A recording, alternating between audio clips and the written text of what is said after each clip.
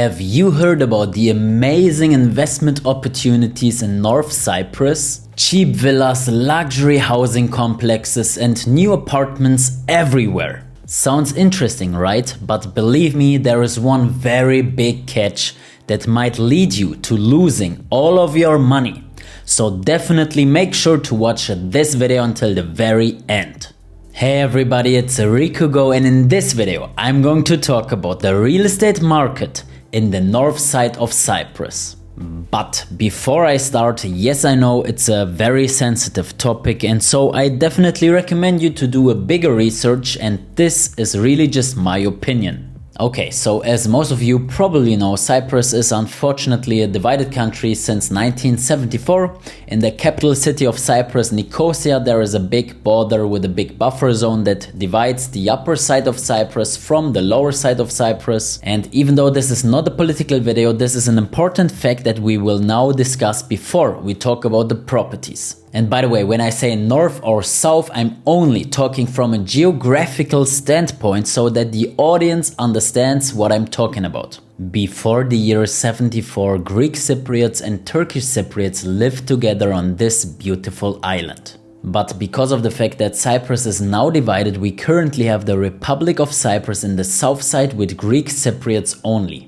The Republic of Cyprus here in the south, where I live, as well as an official country that joined the European Union in 2004. In the upper side of Cyprus, where I don't live, there is Northern Cyprus. There in the north side is the self-declared Turkish Republic of Cyprus, but this is only recognized by one country, and that is Turkey. In that part of Cyprus, there the Turkish Cypriots reside now. And thus the Greek Cypriot government and the EU, they have no control over the north. By the way, the United Nations, the UN, also played and plays a very big role in the Cyprus problem, and they constantly try to come up with solutions. So now that this is covered, let's get into the real estate market. Prior to the separation, Cyprus was actually a British colony, and so every land and plot was specifically registered to one individual or to an entity. Cyprus actually has a very good system for that. Because Cyprus was under British rules, they have a very strict land registry office with very strict boundaries to what plot belongs to what person. However, as the country got divided, hundreds of thousands of Greek Cypriots had to flee the north to the south, and also vice versa, a lot of Turkish Cypriots had to flee the south to the north. And this of course led to a lot of confusion about the land that these people owned. The owners suddenly didn't even live in the country anymore, and most of them weren't even allowed to go back. So what happens to the land? Most of the land were actually given to refugees that also had to flee. Also, the Turkish government actually encouraged people from mainland Turkey to move to Cyprus because they were given land, plots and properties. They really wanted and want to have as many Turks in the north side as possible. But the main point is that basically much of the land in the north side that was previously owned by a Greek Cypriot now was given to a random person. And yes, I know, the same actually happened in the south, so a lot of Turkish Cypriots also had to give up their land here.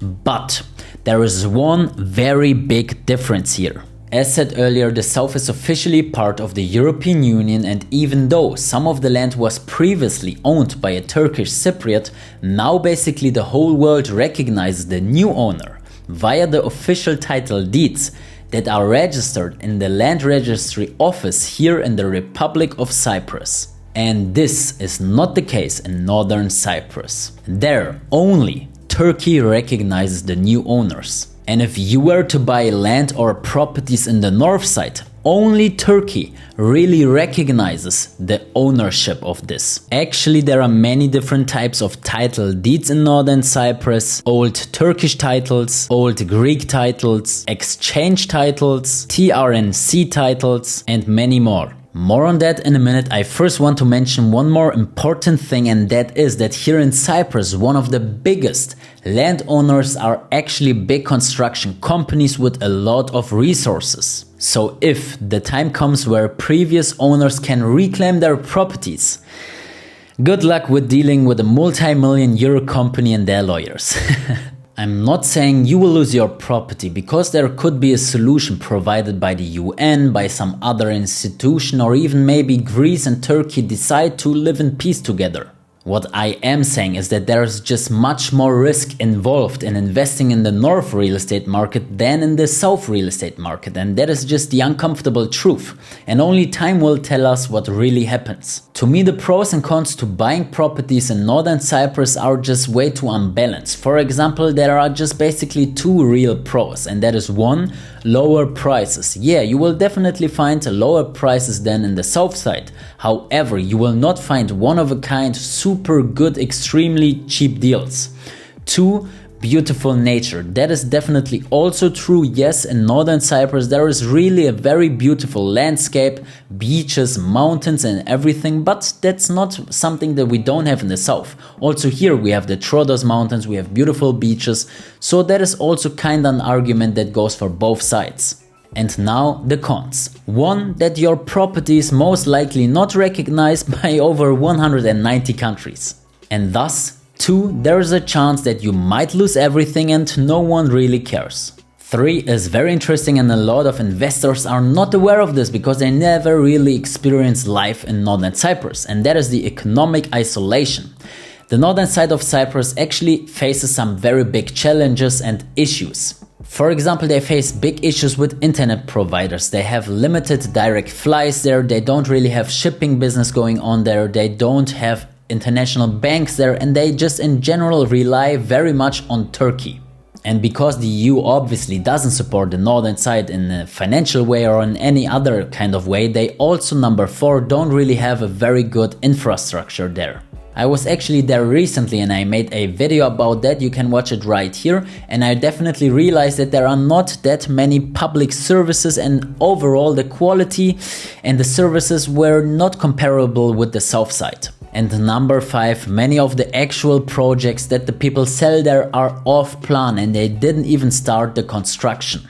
I saw many of the projects and off plans and many of them look amazing, yes, that's for sure, but most of them didn't even start construction, and the units, they get sold from one person to the other just like a collectible and not like a real product, because nothing really exists yet. We do that here in the south as well actually, off-plan buildings. That's not something that is very uncommon, but I just personally feel much better investing here in the south in a project that doesn't really exist yet, because there are regulations and there is the EU jurisdiction. And the last one is the moral question, because obviously investing in a self-declared country, I'm not sure if this is morally correct. However, I want this video to be objective, so I'm not adding my opinion here. And you are free to decide for yourself, but let me know in the comments what you think about investing in the north side from a moral perspective. And if we look at all of this from an investment standpoint, we can identify some very crucial challenges when it comes to northern properties.